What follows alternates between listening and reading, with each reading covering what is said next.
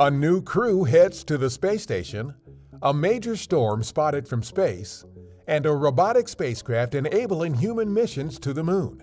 A few of the stories to tell you about this week at NASA. On August 26th, a SpaceX Dragon spacecraft launched to the International Space Station on NASA's SpaceX Crew 7 mission.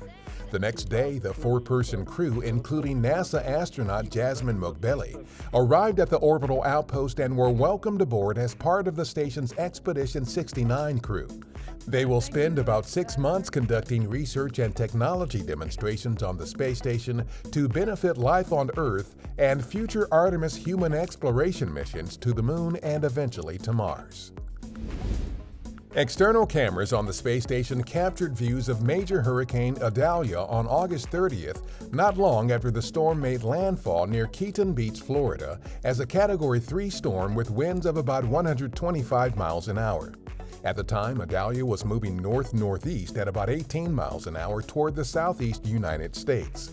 Prior to landfall, the system had reached Category 4 storm status with winds of about 130 miles an hour. Data from our Lunar Reconnaissance Orbiter, or LRO, was used during a recent training session to help familiarize the Artemis II astronauts with what they can expect to see from lunar orbit on their upcoming mission around the Moon. The training involved scientific visualizations to help them identify lunar landmarks, geological features, and areas of interest for future Artemis moon landings.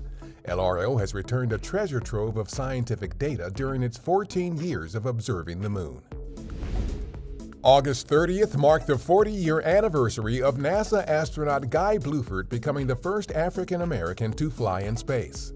He flew aboard Space Shuttle Challenger on the STS-8 mission, the first night launch and night landing of the Space Shuttle program. Bluford was a member of NASA's 1978 astronaut class, which included the first African Americans, the first Asian American, and the first women astronauts. That's what's up this week at NASA. For more on these and other stories, follow us on the web at nasa.gov/twan.